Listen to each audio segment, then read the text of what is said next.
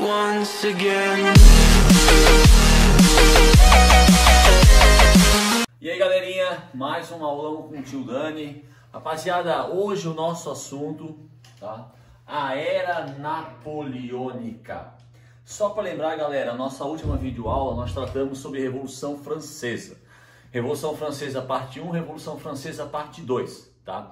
No caso da Revolução Francesa parte 2, nós tratamos principalmente da segunda fase da Revolução Francesa, caracterizada pelo domínio dos jacobinos, Maximilien de Robespierre, período do terror, mais de 40 mil pessoas foram guilhotinadas, a lei do máximo, voto universal masculino, calendário do ano 1, lembra? Também analisamos a terceira fase da Revolução Francesa, quando em 1894 os girondinos, na reação termidor, pessoal, é um termo, né, derivado do calendário do ano 1 criado pelos jacobinos, quando os girondinos voltam ao poder com a criação do sistema de governo do diretório. Também enfatizamos em Revolução Francesa parte 2, tá? Durante a terceira fase, socialmente falando, economicamente falando, politicamente falando, a França era um caos. E nós demos um exemplo que em 1796, durante a terceira fase da Revolução Francesa, explodiu um movimento extremamente popular chamado de Revolução dos Iguais, que pregava o fim da propriedade privada.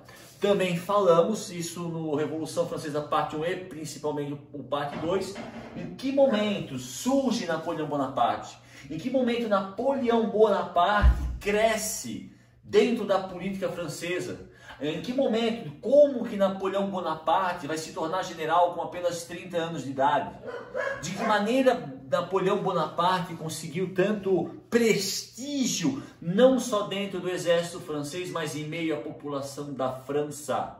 Foi quando Napoleão, pessoal, o que eu vou falar agora é uma observação inclusive dita pelos seus próprios inimigos, tá? Uma das principais características do militar Napoleão Bonaparte era de ele ser um exímio estrategista. E ali durante a Revolução Francesa, por 7 ou 8 momentos, uma coligação, uma aliança militar das monarquias da Europa tentaram invadir a França para restabelecer a monarquia absolutista. Napoleão Bonaparte, como oficial de artilharia do exército francês, ele não só consegue evitar a invasão do território francês por forças europeias, mas ele consegue contra-atacar tais forças, ocupando territórios do que seria a Prússia, o Império Austríaco, do que hoje seria a Itália. Então, militarmente falando, politicamente falando, Napoleão Bonaparte ele cresce dentro da Revolução Francesa, especialmente durante a segunda fase, e dentro do cenário político da Revolução, ele é apoiado pela alta burguesia denominada de girondinos. Inclusive, se eu me lembro bem, eu acho que eu falei isso na Revolução Francesa parte 2, durante o governo de Maximilien Robespierre, Napoleão havia sido preso e Napoleão estava esperando a sua hora para ser guilhotinado.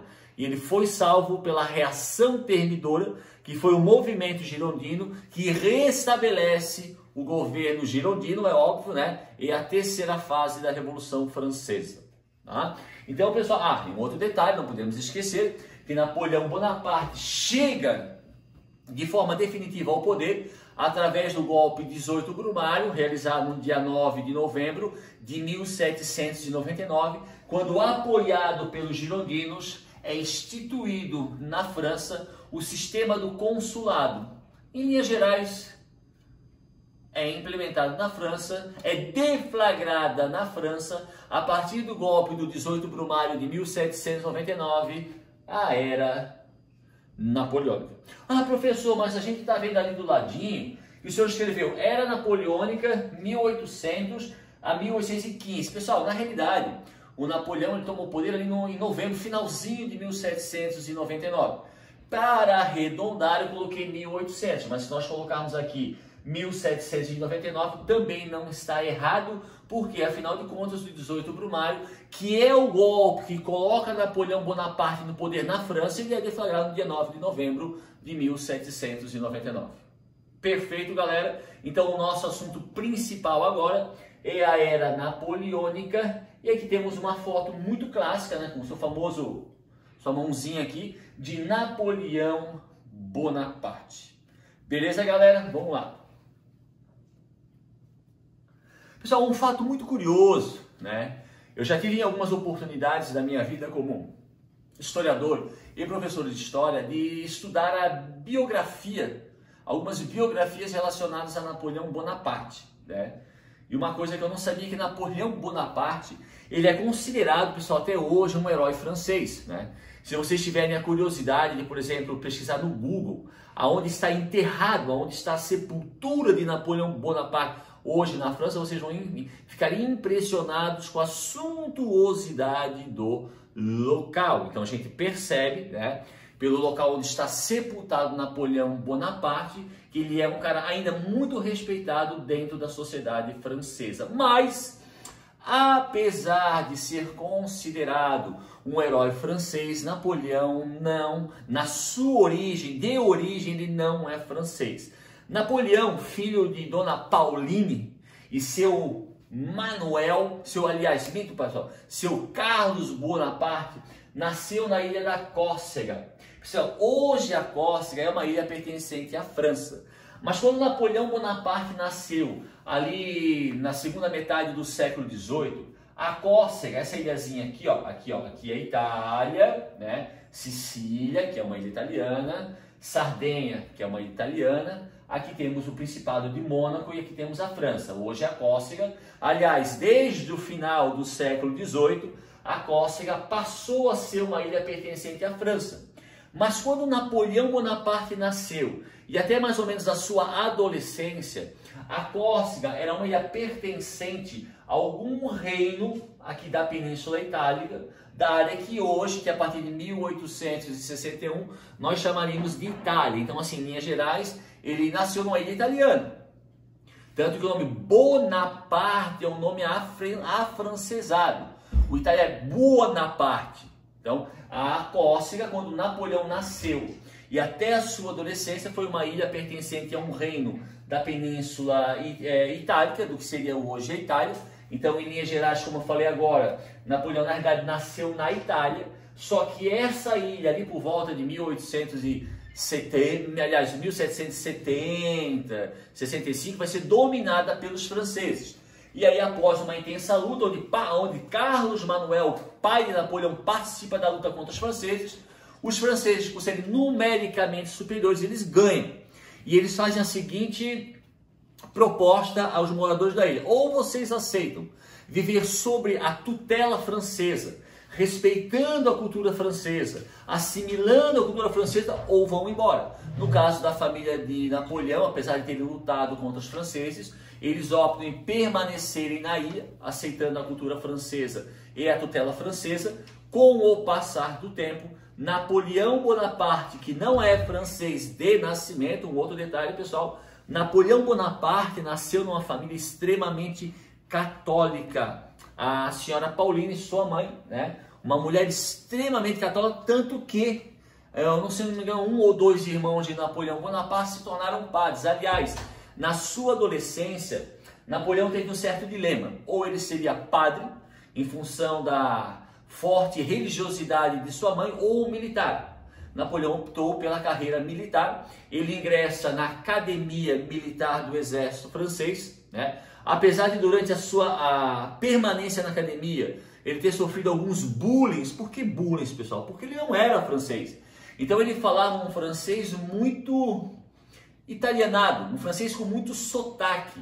E isso fez com que, durante a sua permanência, durante os seus estudos dentro da Academia Militar Francesa, ele sofresse bullying de seus colegas, por não ser francês e por não falar um francês típico, um francês tradicional. Mas mesmo assim, independente desse bullying, desses acontecimentos, Napoleão vai se destacar sim dentro da Academia Militar da França, e ele vai se formar tenente de artilharia. Para quem, pessoal, não sabe o que é artilharia é aquele setor do exército que trabalha com canhões.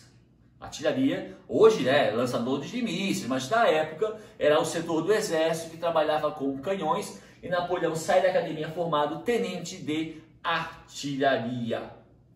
Perfeito? Um breve histórico, pessoal, aqui sobre Napoleão, e essa curiosidade que eu descobri há poucos anos atrás, que apesar de ser um grande herói francês, ele não era francês, ele era italiano. Apesar, tudo bem, pessoal, não existia Itália, então, mas de forma genérica, generalizada, né, ele era italiano. Beleza? E não se esqueça, de uma família extremamente católica. Perfeito? Aqui tá. Então, Ilha da Córcega, hoje francesa. Pessoal, então como a gente falou bem no iniciozinho da videoaula, e lá no final da videoaula, Revolução Francesa parte 2, tá? O Napoleão, tá? Acontece no dia 18 do Brumário, que isso é baseado no calendário jacobino, no calendário do ano 1, mas no dia 9 de novembro de 1799, um golpe apoiado pelos girondinos, né? Onde Napoleão, um pouco antes da deflagração desse golpe, ele já estava numa campanha militar no Egito contra tropas inglesas. Lembrando que eu falei antes, pessoal, o Napoleão, o exército francês, ele não só consegue rechaçar os ataques dessa coligação formada por monarquias da Europa, mas já em 1798 a França estava contra-atacando, inclusive ocupando territórios dessas mesmas monarquias. Não é à toa que quando é deflagrado o golpe do 18 Brumário, Napoleão já estava com seu exército no Egito, localizado na África, lutando contra os ingleses. Lá ele recebe uma carta dos girondinos. Ele volta rapidamente para a França, inclusive furando um bloqueio naval inglês, e no dia 9 de novembro de 1799 é implementado no território francês o sistema do consulado. Como assim, professor, consulado? Esse sistema, pessoal, teoricamente, tá? Ele seria formado por 3 cônsules, 3 presidentes, 3 primeiros ministros, tá? E dentre esses 3 cônsules estava Napoleão Bonaparte. Mas na prática, pessoal, apesar do consulado, tá, que foi o sistema implementado logo após o 18 Brumário, apesar do consulado ser formado por 3 cônsules, na prática, quem realmente ditava as regras, quem vai mandar de fato é Napoleão Bonaparte. Mas no papel existiam 3 cônsules, mas que na prática quem mandava era ele. Beleza?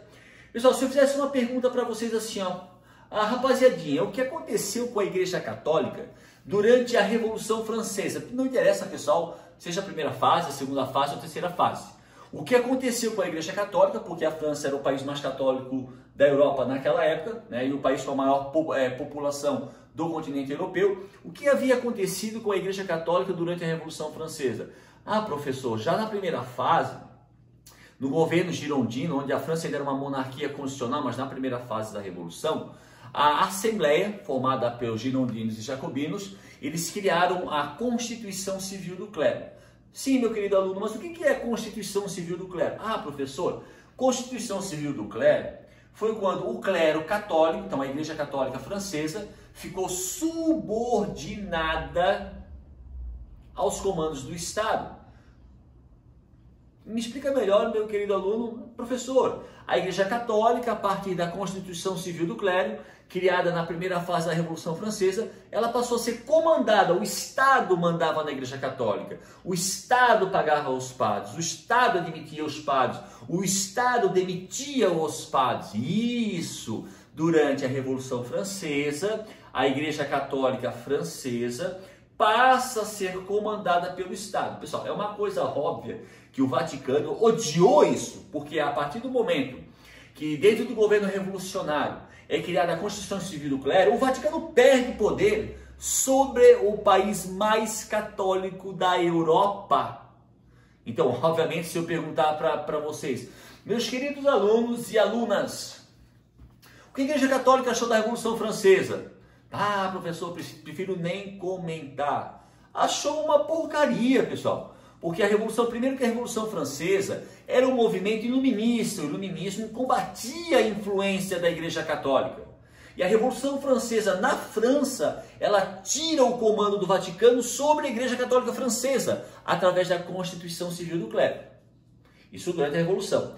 Agora, pessoal, com o início da Era Napoleônica, lembro que eu frisei aqui no início da nossa aula, Napoleão, que não era francês, ele vinha de uma família extremamente católica, onde a sua mãe, Pauline, era uma mulher fervorosamente católica, inclusive inclusive a irmã dele, que eu gosto de falar, a irmã dele também, passaram a ingressar na Igreja Católica como padre e freira. Então a influência católica sobre Napoleão era desde pequenininho. E não esquecendo, quase esquecendo também, Napoleão, pessoal, a sua origem, além de não ser francesa, a família dele vinha de uma nobreza decadente. O que é uma nobreza decadente? É uma nobreza que tem um título de nobre, mas já não tem mais riqueza, já não tem poder político, já não mora em castelo. Então a família de Napoleão Bonaparte era uma família proveniente de uma nobreza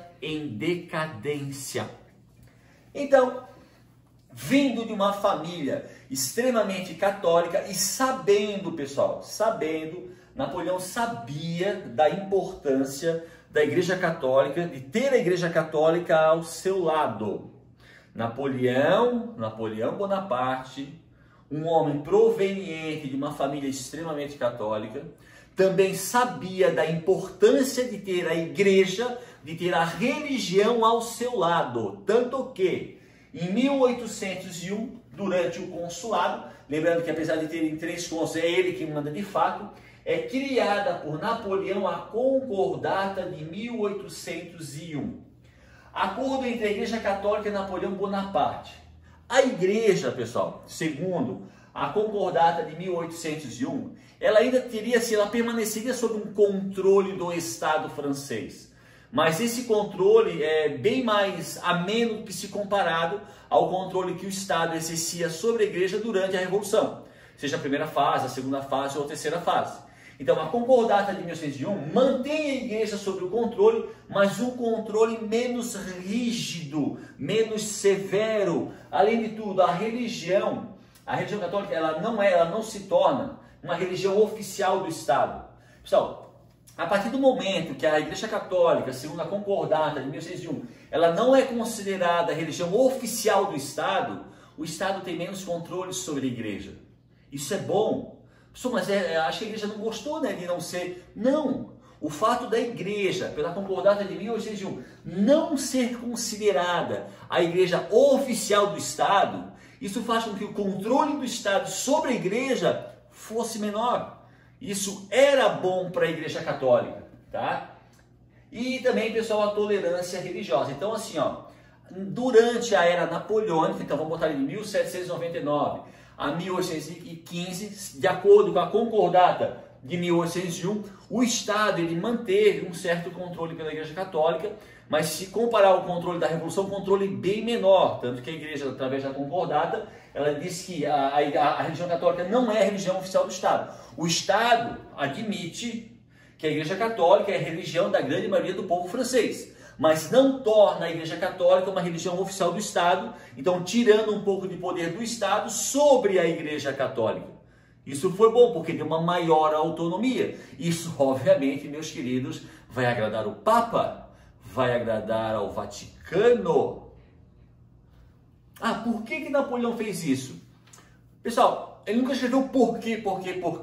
Mas ele vem de uma família católica e ele sabia, como governante, logo imperador, o quanto era importante ele ter a Igreja Católica, que na época era a maior igreja da Europa, ao seu lado. Então ele faz um acordo com a Igreja Católica, ele dá um pouco mais de autonomia da Igreja para a Igreja Católica, mas o Estado ainda continua controlando de uma certa forma, mas menos controle do que havia antes. Tá? E em contrapartida também, ele implementa a tolerância religiosa. Pessoal, dentro da França da Era Napoleônica, judeus, calvinistas, luteranos, anglicanos vão ter independência. Então não havia um controle na Era Napoleônica sobre as crenças religiosas. Havia uma grande tolerância com relação a outras religiões, principalmente a religião judaica, né, o judaísmo, E as religiões protestantes, luterana, anglicana e calvinista. Pô, professor, que legal. Legal, sim, isso é legal. É tolerância religiosa. Mas existe um objetivo. Vamos analisar um pouquinho, pessoal.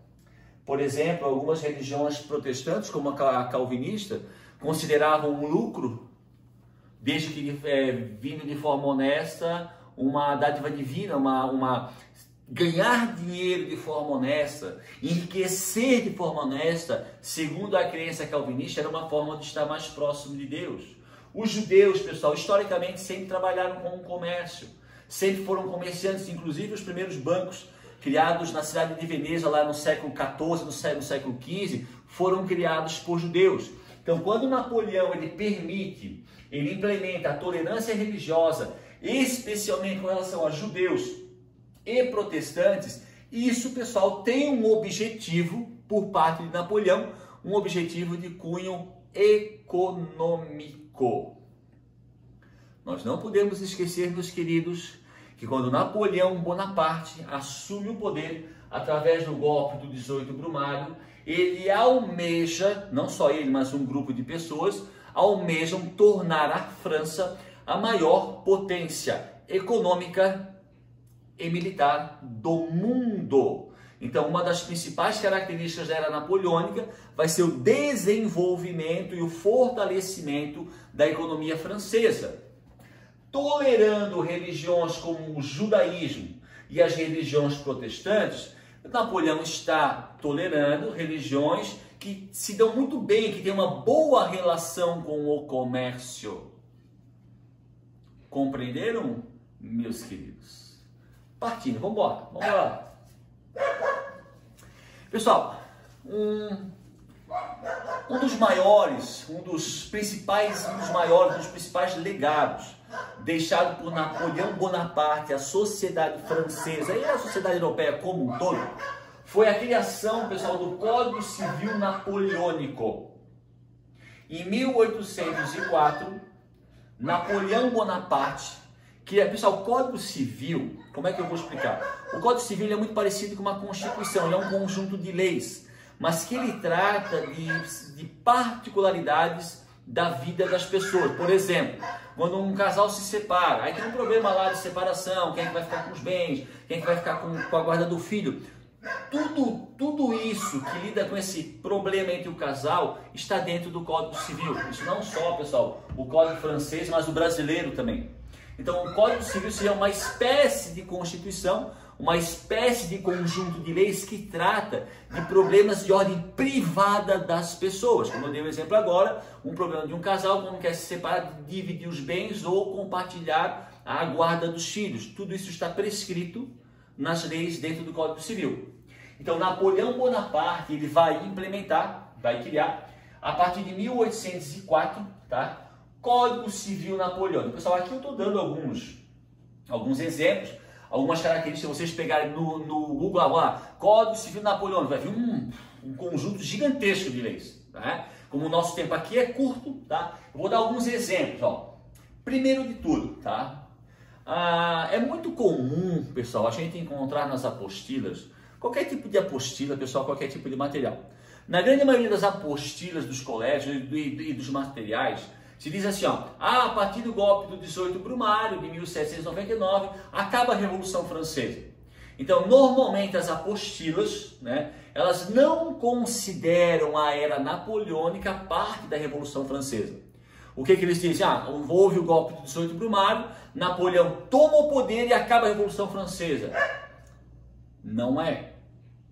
Pessoal, na época, quando o golpe do 18 Brumário, ele acontece no dia 9 de novembro de 1799, ou no 18 Brumário, as monarquias da época, a Prússia, o Império Austríaco, a Inglaterra, o que hoje seria a Itália, os reinos da Itália, consideravam a era napoleônica uma continuação da Revolução Francesa.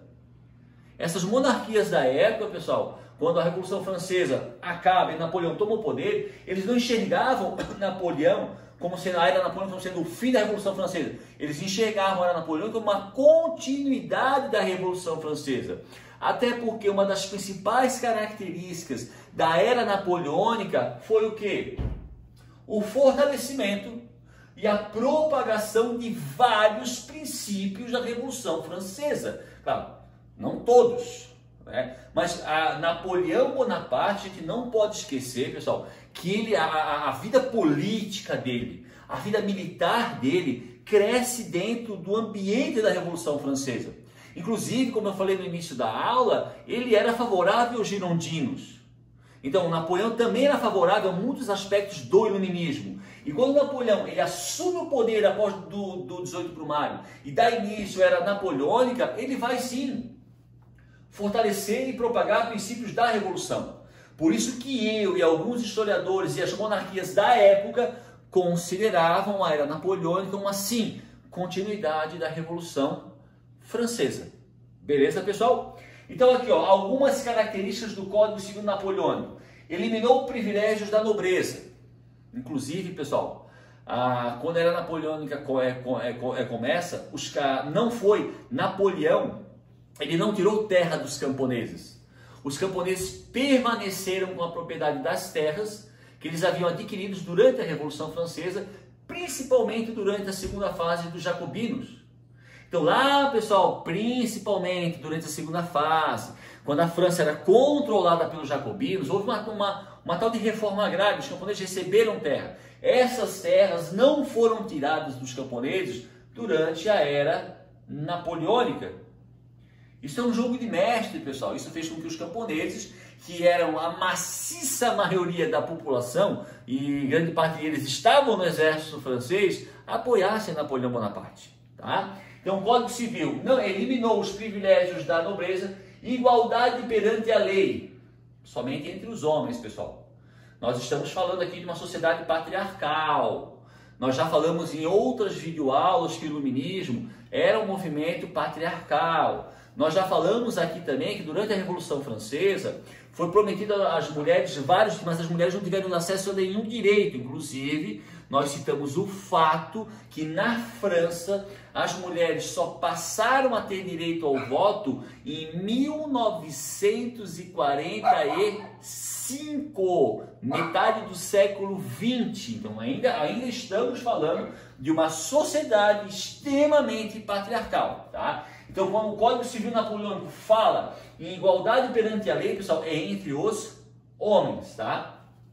Legalização do divórcio, tá? Direito à propriedade. Nós não podemos esquecer que Napoleão Bonaparte chegou ao poder máximo na França com o apoio da alta burguesia. Burguesia, propriedade privada. Sem propriedade privada, não existe burguesia. A burguesia não existe se não tiver propriedade privada. Compreenderam? Lembrem, o governo de Napoleão, pessoal, economicamente falando, é um governo voltado para a burguesia. Porque é essa mesma burguesia que o apoiou no golpe do 18 Brumário. Tá? Então, uma das características do Código Civil Napoleônico é a valorização, o fortalecimento, né, do direito à propriedade e a abolição da servidão. Mais uma vez, Napoleão puxa a população camponesa ao seu lado. O que é servidão, pessoal? Lembra que a gente falou em Revolução Francesa, parte 1? Lá em pleno século XVIII, a área rural inglesa era caracterizada pelo sistema servil. Sistema servil que era utilizado lá na Idade Média. Então, a Idade Média havia acabado 300 anos antes. E na França, os camponeses ainda viviam o quê? Trabalhavam por moradia, alimentação e propaganda. Sistema de servidão. O Código Civil Napoleônico de 1804, ele acaba de forma definitiva e oficial com o sistema de servidão, mais um benefício dado aos camponeses, que era na época 90% da população. E grande parte do exército francês, dos soldados franceses, eram da área rural. Um jogo de mestre de Napoleão Bonaparte. E um detalhe, pessoal, muito importante. Todo país, toda democracia verdadeira, não uma pseudo-democracia, como Venezuela, Rússia, não, uma democracia de verdade, tem um código civil. a França hoje, pessoal, é uma democracia de verdade, não é uma pseudo-democracia. Muitos aspectos do presente código, então muitos aspectos do Código Civil Napoleônico de 1804 estão presentes no Código Francês da atualidade, pessoal. O Código Civil francês da França hoje, de 2020, lá dentro, eu não sei se chega, acho que quase 50% do Código Civil francês de hoje possui aspectos do Código Civil de Napoleão Bonaparte. Então nós podemos afirmar que o Código Civil criado por Napoleão, Código Civil Napoleônico de 1804, ele ainda hoje existe na França e ele ainda hoje influencia a sociedade francesa. Isso é, por exemplo, um legado deixado por Napoleão aos franceses de hoje. Perfeito? Mas pessoal, aqui ó, nós citamos aqui apenas algumas, tá? Se vocês tiverem um interesse maior, uma curiosidade maior, pesquisem no Google, tá? E pesquisem esse código, ele é muito mais baixo, ele é muito maior, tá? Uma coisa que eu até esqueci de falar, pessoal, ele, tipo, apesar de legalizar o divórcio, tá? Esse código ele não é muito bonzinho para as mulheres. Então, por isso que eu digo, se vocês tiverem curiosidade, tiverem interesse, vai lá no Google e dá uma olhadinha no Código Civil Napoleônico, que é bem interessante, beleza? Então isso aqui não deixa de ser um legado deixado por Napoleão para a sociedade francesa da atualidade. Maravilha? Vamos embora lá. Pessoal, isso aqui eu coloquei essa imagem, tá? Para fazer assim. Essa é uma imagem clássica, né? Que representa a Revolução Francesa, o símbolo da Revolução Francesa, pessoal. O que eu vou falar parece contraditório, mas o que no mundo não é contraditório, né? O símbolo da Revolução Francesa é uma mulher com seios à mostra carregando... Tá, professor, parei, professor. O senhor está nos dizendo que o símbolo da Revolução Francesa é uma mulher. Sim. Mas o senhor acabou de dizer há 5 minutos atrás que as mulheres na Revolução Francesa foram enganadas e não receberam nenhum direito. Sim. Por isso que eu falei a palavra contradição. O símbolo da Revolução Francesa é uma mulher. Mas as mulheres foram enganadas pela Revolução Francesa. Tanto que elas só tiveram direito ao voto em 1940. Toda vez que eu falo isso, pessoal, eu começo a rir porque é uma piada para mim. É uma piada, tá? Somente em 1945. Mas, meus queridos, o símbolo da Revolução Francesa é uma mulher. Então, eu estou usando esse exemplo só para reafirmar, pessoal, para enfatizar. Apesar das apostilas, muitas afirmarem que a Era Napoleônica significou o fim da Revolução Francesa, não é. A Era Napoleônica é sim uma continuidade da Revolução Francesa, obviamente, pessoal, especialmente, né, dos ideais da alta burguesia dos girondinos, tá? Mas é uma continuação e assim foi considerado pelas monarquias da época. Eles enxergavam a ascensão de Napoleão ao poder simplesmente uma continuação da Revolução Francesa, mas agora com um caráter mais da alta burguesia. Um outro detalhe, pessoal, bem interessante, tá? Quando os jacobinos governaram a França lá durante a segunda fase, 1792, 1793, eles criaram uma lei que implementou o ensino público e gratuito. Essa lei ela foi criada no papel, mas ela não chegou a ser implementada de fato devido ao período de caos e turbulência da época. Mas durante o governo napoleônico, aquela educação pública e gratuita, criada, Aline, pelos jacobinos, aqui na Era Napoleônica, ela foi colocada em prática. Uma ideia dos jacobinos, que não era o grupo que apoiava Napoleão, mas que foi colocada na prática por Napoleão Bonaparte. Educação pública e gratuita. Perfeito, pessoal? Por isso que eu afirmo que Napoleão, que era napoleônica, é sim uma continuidade da Revolução Francesa. Captaram, meus queridos? Tocando para frente, vamos embora. Pessoal, também falamos isso há um pouco tempo atrás, então quando Napoleão e o grupo que o apoiou, a alta burguesia, almejavam fazer da França a maior potência econômica e militar. Não vamos nos esquecer que quando a era napoleônica é deflagrada no início do século XIX, a maior potência militar e econômica da Europa e do mundo era a Inglaterra, país pioneiro, país responsável pela deflagração da Revolução Industrial a partir de 1750, quando os ingleses, a primeira nação do mundo, a substituir a mão de obra artesanal pelo trabalho realizado pelas máquinas a vapor, vapor produzido pela queima do carvão. Não se esqueçam disso. Então, como Napoleão foi apoiado pelos girondinos, a alta burguesia, e como Napoleão almejava tornar a França a maior potência econômica e militar do mundo, Napoleão obviamente vai fortalecer a economia francesa através da implementação de várias medidas. Estímulo à indústria. Pessoal, duas coisas. Napoleão vai criar o Banco da França, tipo o Banco do Brasil, um banco estatal, né? O Banco da França. E dentre as várias responsabilidades desse banco havia uma: conceder empréstimos a juros baixos à burguesia. Ah, eu quero abrir uma indústria. Vai lá no Banco da França, adquire um empréstimo, juros baixos. Ah, eu tenho uma indústria, eu quero modernizar, eu quero ampliar. Então, o Banco da França, criado por Napoleão, tinha como principal objetivo estimular a economia francesa através da concessão de empréstimos à burguesia, empréstimos concedidos a juros baixos. Isso é uma das principais medidas, pessoal, implementadas por Napoleão com o intuito de fortalecer não só a economia, mas a própria burguesia francesa, tá? Controle da inflação. Pessoal, I'm sorry, tá? É inflação, não é inflamação. I'm sorry, tá? É inflação, tá? O controle da inflação. Por que controlar a inflação, pessoal? Porque se a inflação sobe, automaticamente o preço das coisas sobe. Se a inflação sobe, a moeda do país se desvaloriza.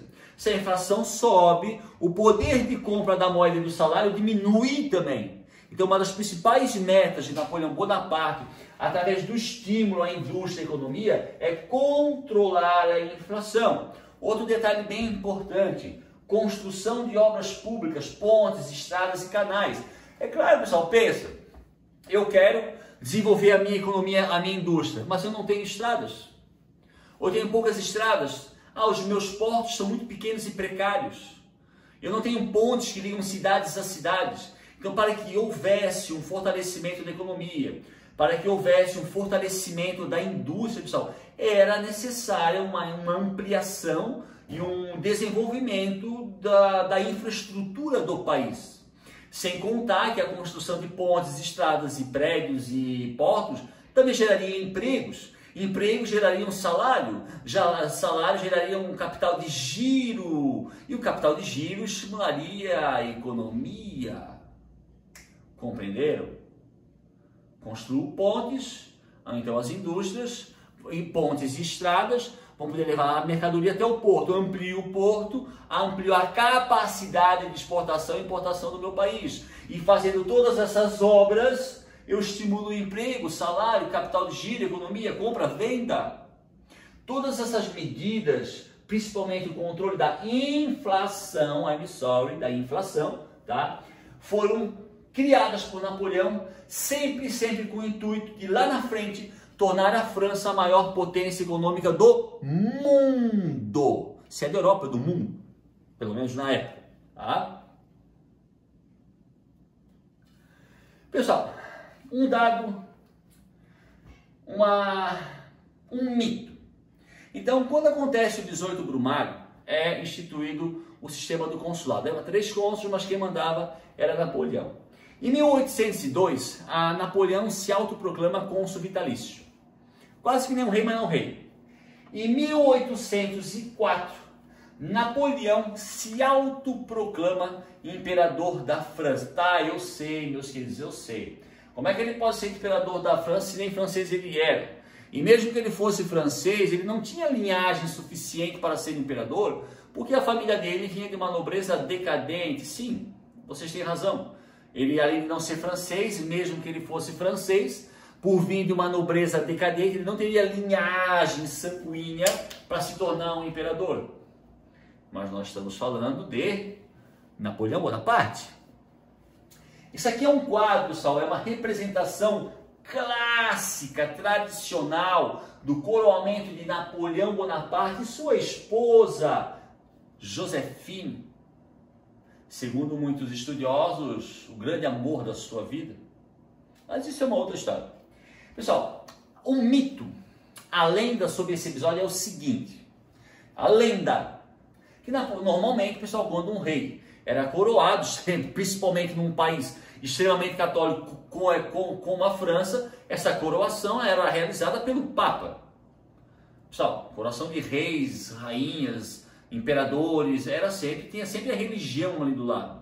No caso da França, a França era o país mais católico do mundo, e quando havia a coroação, sei lá, de Luís XIV, de Luís XIII, de Luís XV, sempre havia o Papa presente. Isso não é diferente aqui com Napoleão, até porque Napoleão fez um acordo com a igreja através da Concordata de 1801, lembra o iniciozinho da aula? O que reza a lenda, o que diz a lenda sobre o episódio? Que Napoleão, aqui é o Papa, Napoleão e a sua esposa, que Napoleão teria retirado a coroa do Papa, teria dado as costas para o Papa, quer dizer, né? Para o Papa, e se autocoroado, num episódio que ele fez questão de afrontar a Igreja Católica. Isso é mito, pessoal, isso é lenda. Todo esse episódio, realmente ele tirou, pessoal, a coroa do Papa, virou de costas para o Papa, se autocoroou, isso é verdade. Mas tudo isso já havia sido ensaiado, isso já era um acordo entre Napoleão e o Papa. Quando houve a Concordata de 1801, o governo de Napoleão se aproxima mais da Igreja Católica. Tanto que eu falei antes que na era napoleônica a igreja tinha uma autonomia bem maior do que se a gente comparar com a época da Revolução Francesa. Então esse episódio da retirada da coroa, do colo do Papa, virado de costas, isso tudo já estava ensaiado. Isso não foi uma afronta para a Igreja Católica, pois o Papa sabia que isso aconteceria. Isso já havia sido acordado entre os dois, ensaiado entre os dois. Não foi algo feito num rompante, feito do nada. Já era um acordo entre Napoleão e o Papa. Perfeito? Então, em 1804, Napoleão se autoproclama, se autocoroa imperador da França com a sua amada imperatriz Joséphine. Perfeito, pessoal? Tá, eu sei. Tá, professor, mas pera lá. Ele não era iluminista. Ele não propagava os ideais da Revolução Francesa, mas agora ele se torna um monarca, ele tem uma corte. O iluminismo não era contra a monarquia? Meus queridos, contradições da vida. Exatamente. Apesar de ser um propagador dos ideais da Revolução Francesa, apesar de ser um propagador dos ideais iluministas, Napoleão sim se torna um monarca absolutista. Mais uma contradição da vida. Pessoal, como eu falei isso, vou repetir. O principal objetivo de Napoleão e do grupo que o apoiava era tornar a França a maior potência militar e econômica do mundo. Mas já existia uma maior potência econômica, que era a Inglaterra. Automaticamente, pessoal, conforme foram acontecendo consulado, cônsul vitalício, fortalecimento da economia, tolerância religiosa, né? Autoproclamação de se tornar imperador. Obviamente, pessoal, que os acontecimentos foram levando, era inevitável, pessoal, um confronto entre França e Inglaterra. Tanto que em 1805, desculpem meus queridos se eu pronunciar de forma errada, tá? Em 1805 acontece muito próximo ao Estreito de Gibraltar. Pessoal, o Estreito de Gibraltar é um estreitozinho que tem uma parte do Marrocos, muito próximo aqui é uma parte da Espanha. O Estreito de Gibraltar é a ligação do Oceano Atlântico com o Mar Mediterrâneo ou do Mar Mediterrâneo com o Oceano Atlântico. Aonde hoje está localizado, e o Estreito de Gibraltar, pessoal, durante muito tempo, foi uma partezinha da Europa controlada pelos ingleses, apesar de não ficar na Inglaterra. Tá? Em 1805, numa área muito próxima ao Estreito de Gibraltar, acontece a Batalha de Trafalgar. Desculpem se eu estou pronunciando errado, I'm sorry, tá, pessoal?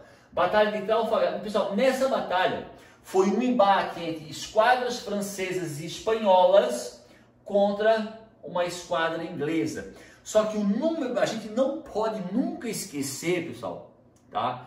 Que desde o governo da Rainha Elizabeth I, lá do século XIV, século XV, a Elizabeth I ela foi responsável pelo fortalecimento da Marinha Real Inglesa. Ela foi responsável em tornar a Marinha Real Inglesa a marinha mais poderosa do mundo. E isso, inclusive, durante a Segunda Guerra Mundial.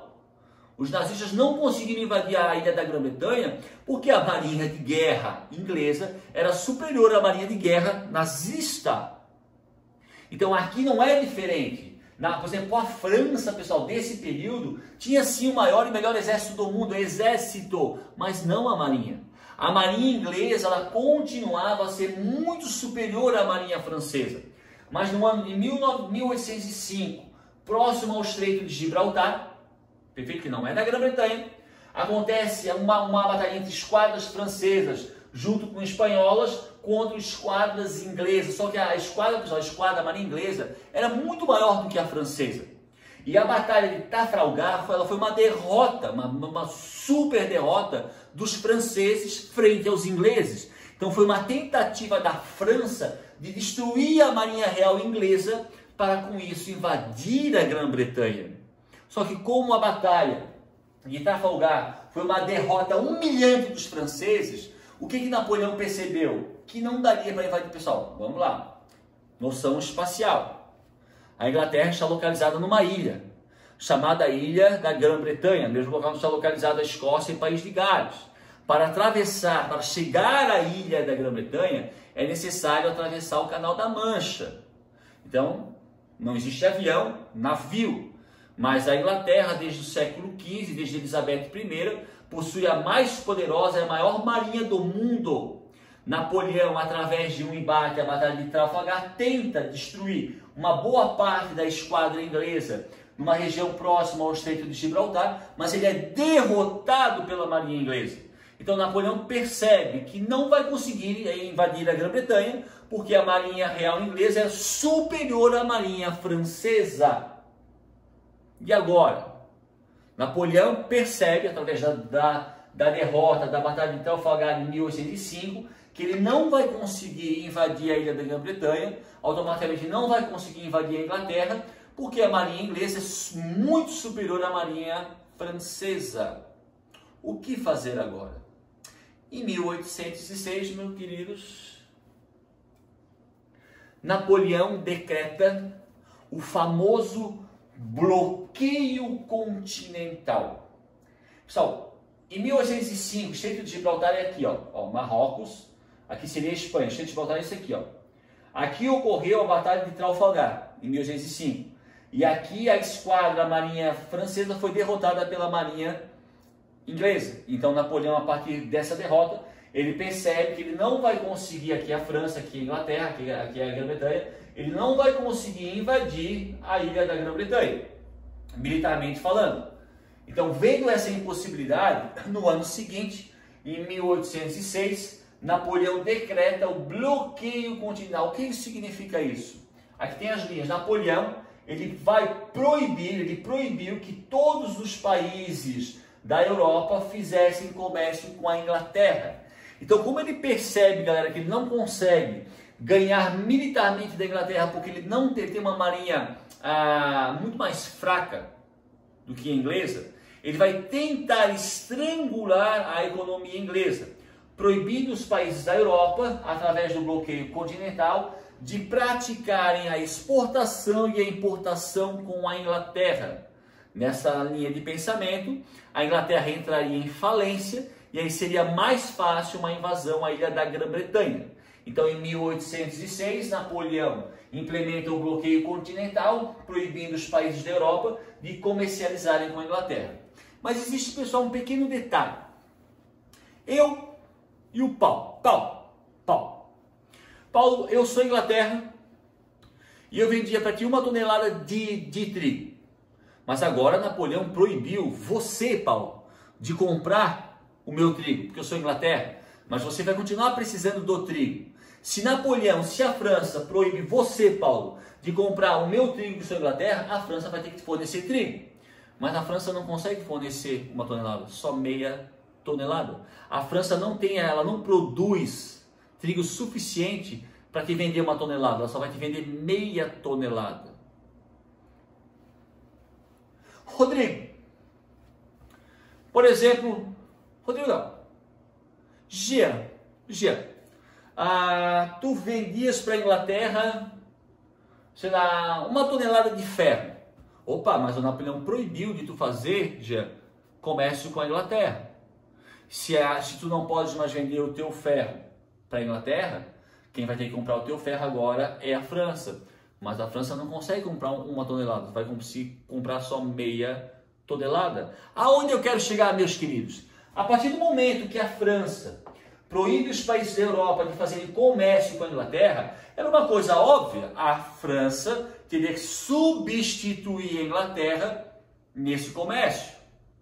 Só que, pessoal, a capacidade industrial da França, apesar de todas as medidas criadas por Napoleão para fortalecer a economia, para fortalecer a indústria, não eram suficientes para comparar a capacidade industrial da França com a capacidade industrial da Inglaterra, que foi a pioneira da Revolução Industrial. Então, com a implementação do bloqueio continental, a França não consegue suprir as necessidades dos países da Europa.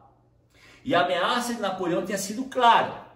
Ele proibiu os países da Europa de fazerem comércio com a Inglaterra, sob pena de serem invadidos pela França.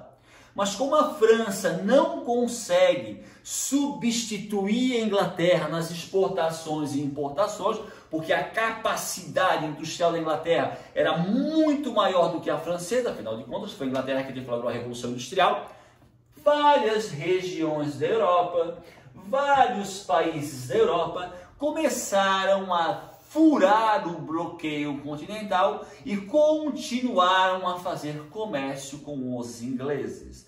Dentre eles, um muito conhecido de nós brasileiros. Essa, meus queridos, é uma imagem, é uma pintura, é uma representação. Até vou pegar, mas já está escrito aqui em cima, eu ia perguntar de que bandeira aqui. Essa aqui é a bandeira, ó, bandeira de Portugal. Essa é uma representação, pessoal, do famoso episódio da fuga da família real portuguesa em 1807. Lembram? Quando Dom João VI, a família real e mais 15 mil pessoas, a nobreza, a burguesia e clero, fugiram de Portugal porque Portugal estava sendo invadida pelos franceses. Pessoal, por que os franceses estavam invadindo Portugal? Porque Dom João VI, Napoleão Bonaparte, descobriu que após mentir... Pessoal, a historiografia, até pouco tempo atrás, sobre Dom João VI, citava Dom João VI, o rei de Portugal, como sendo um pateta, um rei tolo, um rei bonachão, que só queria comer, que era tanso. Hoje nós sabemos que essa não era a realidade, pessoal. Dom João VI, rei de Portugal, durante quase 3 anos, não é 3 anos mesmo, 1 ano e pouco, ele enganou Napoleão, dizendo que a Napoleão, olha, eu não faço comércio com a Inglaterra, mas continuava a fazer comércio com a Inglaterra.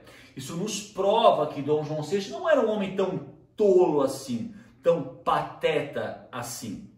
Mas, obviamente, pessoal, quando Napoleão descobre que Portugal estava continuando a comercializar com seu grande parceiro histórico, a gente não pode esquecer uma videoaula que a gente analisou lá o fim do ciclo do açúcar, lá quando os holandeses foram expulsos do Brasil, onde Portugal quase entrou em falência. E quem salvou Portugal de uma falência foi o governo inglês.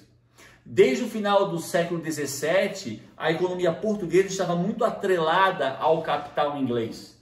E isso tornava, obviamente, a Inglaterra o maior parceiro comercial de Portugal desde o final do século XVII. Então, no início do século XVIII, sendo proibidos de comercializar com a Inglaterra, os portugueses continuaram a comercializar com os ingleses, apesar que Dom João VI afirmava a Napoleão que não praticava esse comércio. Quando Napoleão descobre a mentira de Dom João VI, em 1807, Napoleão dá início, utilizando o território da Espanha, que já estava sob ocupação francesa. Da Espanha, Napoleão, em 1807, começa a invasão do território português. Isso vai forçar a fuga da família real portuguesa, que, escoltados por navios da Marinha Real Inglesa, fogem para o Brasil, saem de Portugal no final de 1807 e chegam ao Brasil no início de 1808. E esse assunto, pessoal, logo será analisado numa próxima videoaula. Mas nós já sabemos que o episódio da fuga da família real portuguesa, liderada por Dom João VI, que acontece em 1807, é causada pelo quê? Pelo descumprimento do monarca português com relação ao bloqueio continental e devido à invasão da França em 1807 ao território de Portugal. Perfeito, pessoal? Outro país que descumpre o bloqueio continental, a Rússia. Pessoal, agora sim vamos fazer uma comparação territorial da Rússia com Portugal. Portugal hoje, pessoal, tem aproximadamente 95 mil quilômetros quadrados. Isso dá mais ou menos o tamanho de Santa Catarina. Santa Catarina, pessoal, hoje corresponde a 2,6% do território brasileiro. O que significa isso? Santa Catarina é um dos menores estados do Brasil. Portugal é do tamanho... A Rússia, dia 28 de 6 de 2020, a Rússia tem 17 milhões e 500 mil quilômetros quadrados. Hoje, na época, pessoal, ali no início do século XIX, a Rússia ou o Império Russo era muito maior do que ele é hoje. Então, se hoje a Rússia tem 17 milhões e 500 mil, o Império Russo ali da era napoleônica tinha o equivalente a 21, 22 milhões de quilômetros quadrados. Isso dá, meus queridos, isso vai dar mais ou menos quase 3 territórios do Brasil, quase. Então, quando Napoleão invade Portugal é uma coisa, 95 mil quilômetros quadrados. Invadir a Rússia é outra coisa, são 22 milhões de quilômetros quadrados, mas quando Napoleão descobre que a Rússia está descumprindo o bloqueio continental, Napoleão dá início à campanha militar de invasão da Rússia. Pessoal, a princípio, tá? Napoleão consegue chegar até a capital Moscou. A princípio, o início da campanha militar francesa na Rússia é um sucesso. O exército russo não é páreo para o exército francês. E a ofensiva francesa ela é feroz, levando Napoleão Bonaparte a chegar até a cidade de Moscou, capital da Rússia. Mas com um probleminha. Não menosprezando, pessoal, jamais, não menosprezando a garra do povo russo, não menosprezando o exército russo, mas uma das vantagens da Rússia não só é o seu tamanho, a sua extensão, mas o seu clima, especialmente o seu outono e o seu inverno extremamente rigorosos, o outono e o inverno, principalmente o inverno, com temperaturas de menos 30, menos 40 graus centígrados.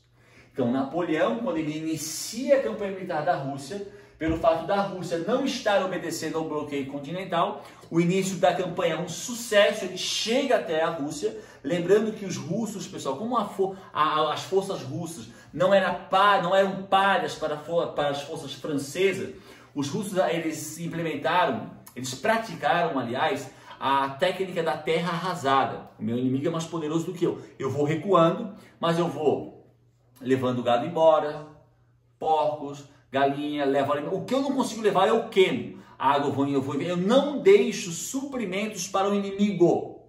Isso se chama técnica da terra arrasada. Isso vai ser inclusive realizado pelos russos durante a campanha militar nazista no território da União Soviética. Mas apesar disso, Napoleão consegue chegar até Moscou, mas quando ele chega em Moscou, pessoal, ele chega numa cidade vazia, totalmente vazia. E aí surgiu um dilema: fico em Moscou e espero o inverno acabar, sigo adentrando ao território russo ou volto para onde seria hoje a Polônia, que era o primeiro ponto de abastecimento do exército francês. Fico numa cidade vazia, espero o inverno acabar, posso ser cercado, continuo a progredir dentro de um território de mais de 20 milhões de quilômetros quadrados, indo em direção, inclusive, à Sibéria. Sibéria é a região mais fria da Rússia, chegando até menos de 60 graus centígrados, ou retorno aonde hoje seria a Polônia, no meu mais próximo posto de abastecimento. Napoleão, ele optou em retornar ao território, à Europa, à França. Nós não podemos esquecer, pessoal, que não existe carro, não existe caminhão, não tem trem, não tem avião, é a pezão. O exército francês resolve se retirar de Moscou e retornar à Polônia, no caso seria o ponto de abastecimento mais próximo de Napoleão, mas isso durante o inverno. Dizem, pessoal, essa imagem essencial, que meia palavra, para um bom entendedor, meia palavra basta. Então, se nós olharmos essa imagem representa, está Napoleão em cima de um cavalo, o exército francês, um frio, o gelo, e percebendo o semblante dos soldados, um exército francês derrotado. Nesta fuga, nesta retirada das tropas francesas, os russos que nasceram na região, conheciam a região, nasceram lá, eles começaram a fazer ataques de guerrilha. O que é guerrilha, pessoal? Eu tenho um oponente mais forte do que eu. Eu ataco e saio. Ataco e fujo. Ataco e fujo. E fora o ataque de guerrilha, o inverno, pessoal, a campanha militar francesa na Rússia vai destruir 90% do exército francês. A derrota da França na campanha militar na Rússia vai destruir 90% do exército francês. Com a derrota francesa na campanha militar da Rússia, então, derrota de Napoleão na Rússia, redução de 90% do seu efetivo militar, as forças aliadas, Prússia, Império Austro-Húngaro, os reinos da Itália, a Inglaterra, a galera toda, eles vão se aproveitar da derrota do Napoleão na Rússia, vão deflagrar uma contraofensiva, e ali por volta de 1813, 1814, a França é derrotada em Leipzig, na Alemanha, e em 1814, forças anglo-espanholas, forças inglesas e espanholas, invadem, adentram a cidade de Paris. Na real, pessoal, a campanha militar na Rússia, ela custou o trono de Napoleão Bonaparte. A derrota desastrosa na Rússia, com a redução de 90% de seu efetivo militar. Então, os soldados, 90% dos soldados mais experientes do exército francês morreram na Rússia, vai fazer com que os aliados, os inimigos de Napoleão se unissem, deflagrasse uma contraofensiva. Napoleão sofre uma outra grande derrota em Leipzig, onde hoje é a Alemanha. Em 1814, forças inglesas e espanholas adentram a cidade de Paris e derrubam Napoleão Bonaparte. Pessoal, em 1814, após ser derrotado, Napoleão Bonaparte é enviado, ele é exilado, mandado embora da França, e ele vai ser exilado numa ilha chamada Ilha de Elba. Tipo, vou dar um exemplo, em vez de ser encarcerado dentro de uma penitenciária, dentro de uma prisão, ele vai ficar preso dentro de uma ilha. A pessoa, mas você está vendo ali, professor, a palavra luxo? Sim. Pessoal, essa ilha, aqui é a Península Itália, aqui seria a Itália. A Elba, ela fica aqui, ela fica na costa oeste da Península Itália, muito próxima aqui a Roma, tá? É uma ilha que, aliás, é muito mais próxima de Florença, tá? Então, na ilha de Elba, que é uma ilha localizada na Península Itálica, na costa oeste, aqui Napoleão vai ser exilado. Mas, pessoal, parece engraçado, mas isso é real, tá? Quando Napoleão foi preso em 1814, ele foi exilado, ele foi preso, ele ficou preso numa ilha. Só que assim, era uma ilha, tipo Florianópolis. Então ele estaria preso naquela ilha, ele poderia circular, naquela ilha ele tinha direito a casa, ele tinha direito a mordomos, ele fazia festas, quer dizer, era um exílio de luxo. Ele não poderia sair da ilha, estaria preso na ilha, mas naquela ilha ele era como se fosse o governante da ilha. Ele continuou tendo acesso a luxo, castelo, jantares, festa, ele tinha uma guarda pessoal, tá? Tinha acesso a médicos, a vida. Então, ele foi, após a derrota ali, a invasão de Paris em 1814 por forças inglesas e espanholas, ele é preso, ele é exilado em Elba, que é uma ilha na costa oeste da Península Itália, mas é um exílio de luxo.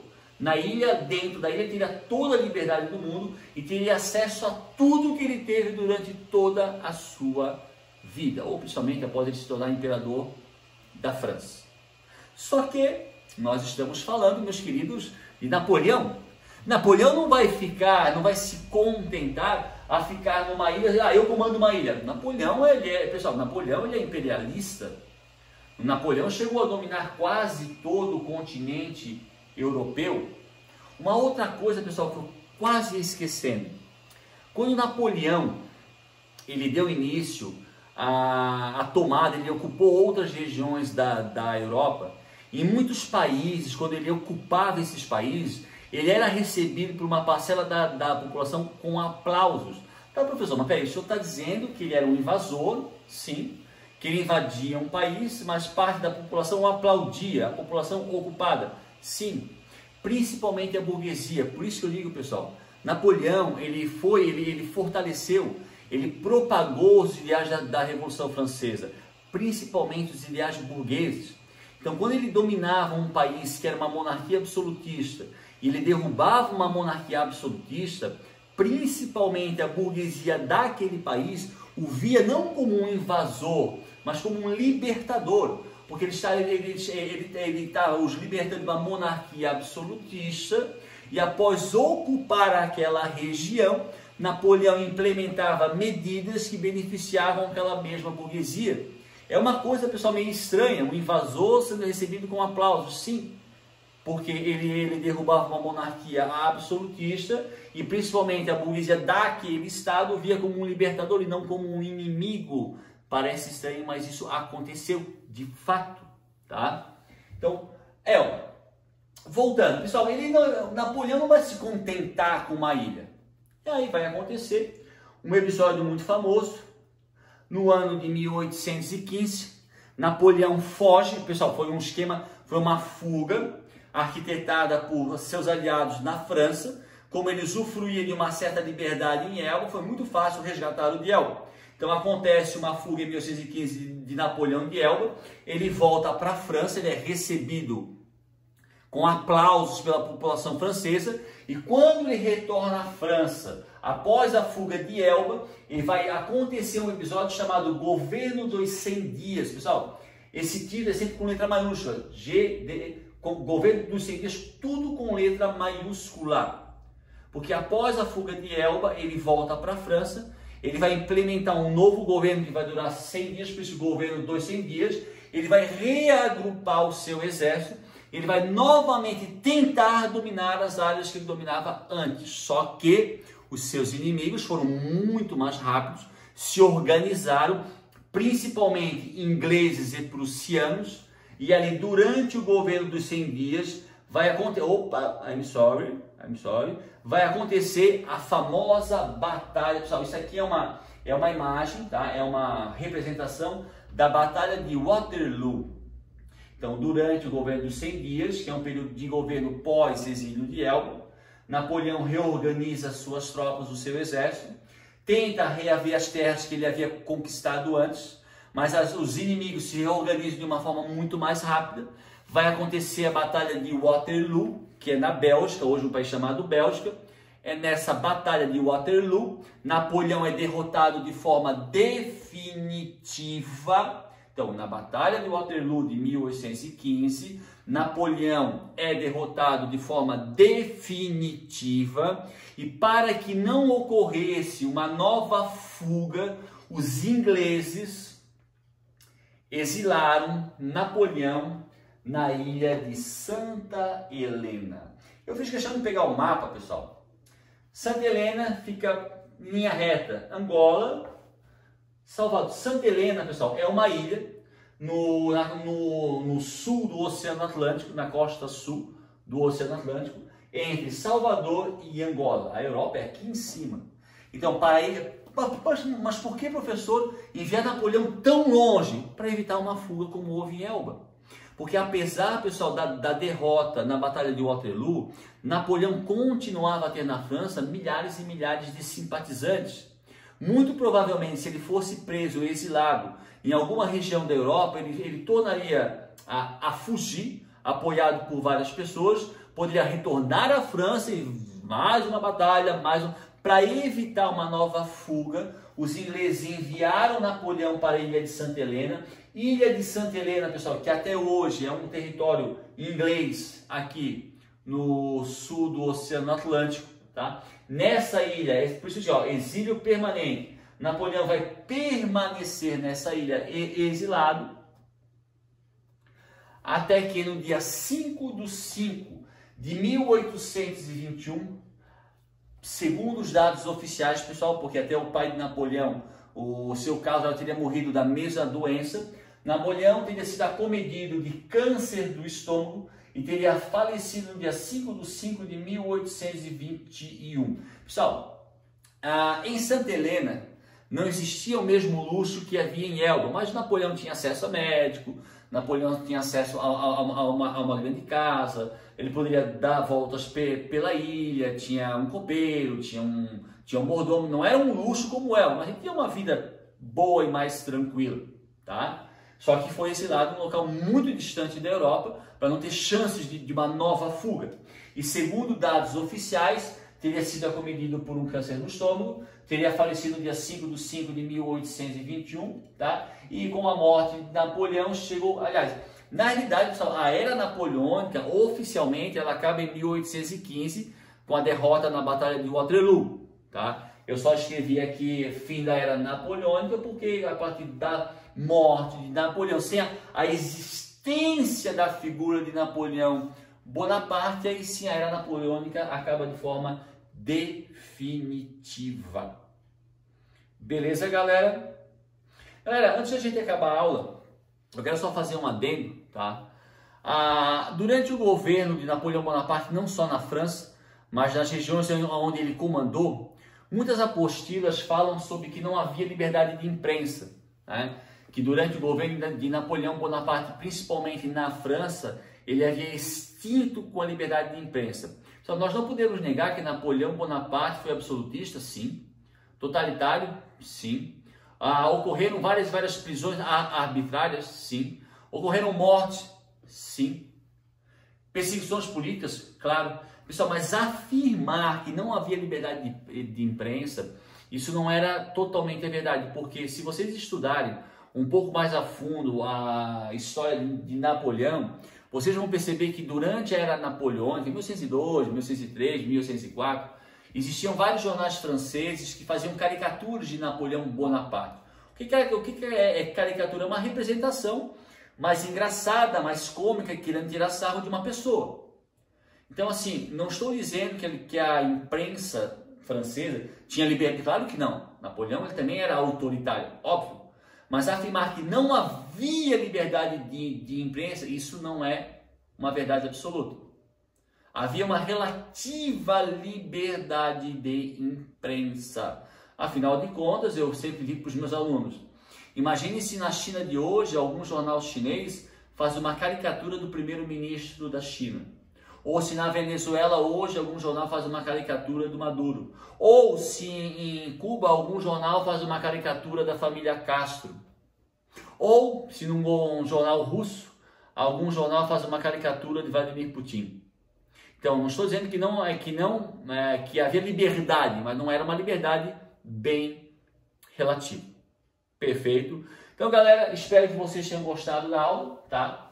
Numa próxima videoaula, eu vou começar falando sobre o Congresso de Viena. Pessoal, o Congresso de Viena vai ser uma grande assembleia formada pelas principais monarquias da Europa após a prisão de Napoleão Bonaparte em 1815. E o Congresso de Viena, capital do Império Austríaco, hoje da Áustria, Vai ser um congresso feito pelas monarquias europeias com o intuito de combater os ideais iluministas, com o intuito de combater os ideais da Revolução Francesa e com o intuito de fortalecer as monarquias absolutistas em todo o continente europeu. Então, numa próxima aula, trataremos do Congresso de Viena e também sobre o processo de independência da América Espanhola. Beleza? Mais uma vez, rapaziada, espero que tenham gostado da aula, tá?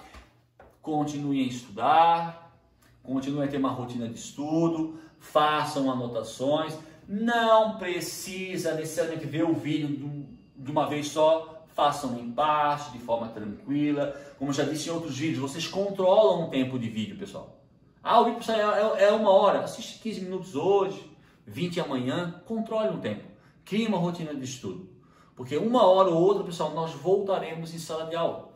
Tá? Como eu criei a minha rotina de trabalho, que minha rotina de trabalho não era essa, era da aula presencial, criem a sua rotina de estudo. E toda vez que vocês tiverem alguma dúvida com relação às matérias, entrem em contato com os professores. Beleza? E também, pessoal, para valorizar aquele trabalho do Tio Dani, não esqueçam de curtir, se inscrever no canal, só para dar aquela valorizada. Beleza?